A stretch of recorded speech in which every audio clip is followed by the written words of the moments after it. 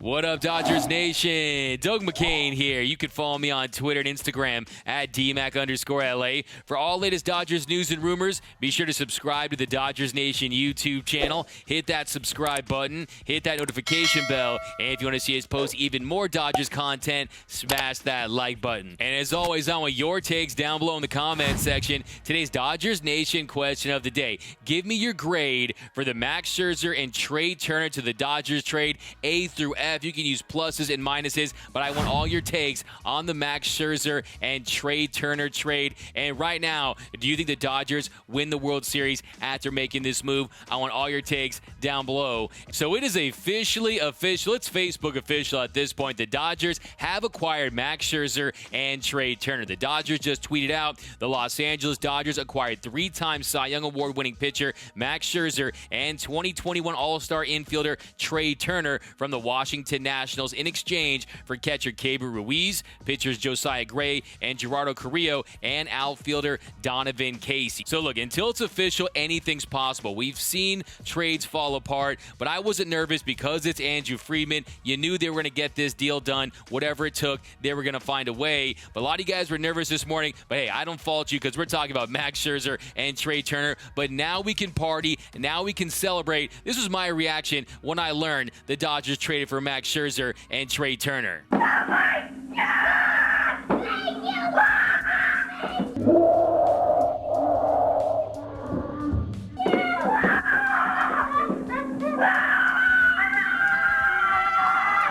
Okay, I didn't get a Nintendo 64, but these guys put up video game numbers. Max Scherzer from 2015 to 2020, a 2.8 ERA, a 2.86 FIP, a 33% K percentage, 6% walk percentage. This season, a 2.76 ERA, a 3.59 FIP, a 34.3 K percentage. That's good for fourth in all of Major League Baseball, and he's going to give you quality starts. In his career with the Washington Nationals, over 40% of his starts, he went at least 6 innings and gave up 1 run or less. This is a guy that can consistently dominate, and this is what the Dodgers needed. You lost Dustin May. You lost Trevor Bauer. This is a guy that can step in and be an ace-level pitcher for the Dodgers. And he's a guy that's proven that he can get it done when it matters most. He has a 3.38 ERA in 112 innings pitched in the postseason. Back in 2019, he pitched very well for the Nationals in their World Series run. He had a 2.40 ERA, a 120 whip,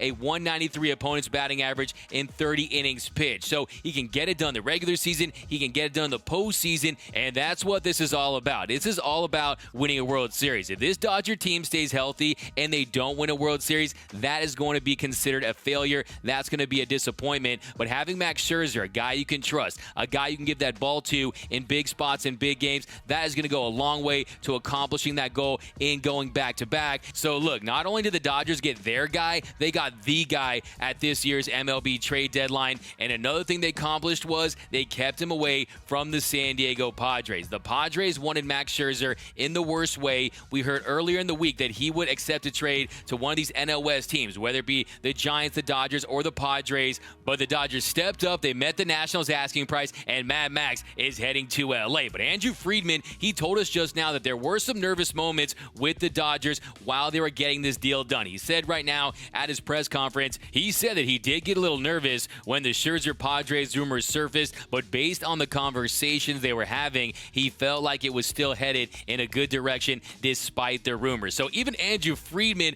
was a little nervous there, so don't feel bad, Dodgers Nation. Hey, you weren't the only one. And look, Ken Rosenthal, he really ran with that. He reported that the deal was pretty much done, that it was going to be a foregone conclusion that Scherzer was headed to San Diego, but not so fast, my friend. The Dodgers end up landing him. Now let's talk about some of the players the Dodgers gave up. Keibert Ruiz, Josiah Gray, their top 2 prospects, and then you got Donovan Casey and Gerardo Carrillo. So when you look at those guys, yes, Keibert Ruiz is a prize. There's no question about it. I think that he projects to be a top 10 to 15 catcher one day in Major League Baseball. If everything works out right for him, maybe he could be an all-star receiver at some point during his career. But when it comes to Josiah Gray, you know I love me some JoJo Gray. I call him Josiah Gray, but I haven't seen one person project him to be the ace of a staff. I haven't seen anyone project him to be a number 2 on a World Series contending team. He's more of a middle-of-your-rotation kind of pitcher. I've heard the comparisons to Walker Buehler. Well, look, Walker Walker Buehler is the ace of a staff, so I don't really buy into that as much. I know the style,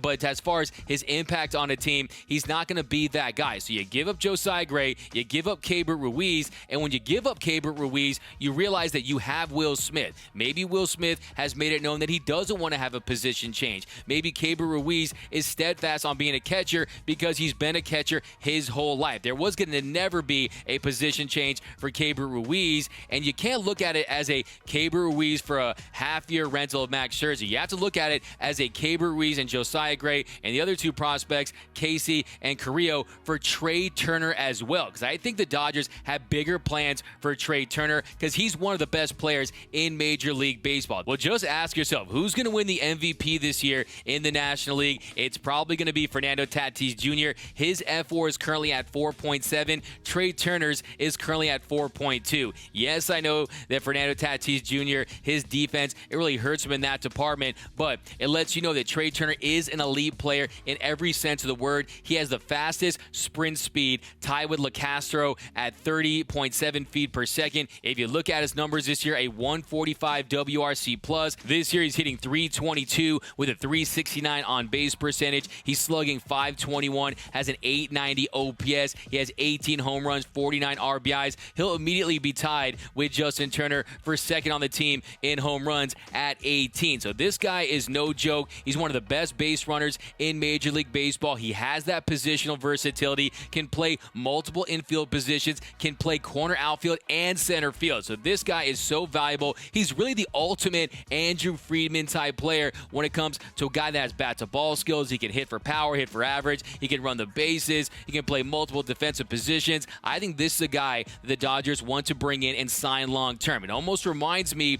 of Mookie Betts in the sense that they trade for him, and he has that 1 year left. In this case, he has more than 1 year. He has the rest of this season and all of next season, but I think he's going to be a part of the Dodgers' plans long-term. He's still just 28 years old. Who knows what they're going to do with Corey Seager? Who knows if they feel like he's a part of their plans long-term? Another thing, too, he's also a durable player, and that is going to go a long way for this Dodger team. Your best ability is your availability. Your health is your wealth, and Trea Turner has that in spades. And now the next question is, when do we actually get to see Trea play for LA? Well, Andrew Friedman told us just now that he's currently on the COVID IL, and they need to wait on that to play out. So I'm sure it won't be too long. You remember a few days ago, everyone thought that he left the game because he possibly got traded. Well, it turns out he had tested positive for COVID, but he did ultimately get traded, and that was to the Los Angeles Dodgers. But I can't wait to see this guy in action. He's a guy also, he crushes fastballs. He's hitting 360 against heaters this year, and we've seen this team in previous seasons.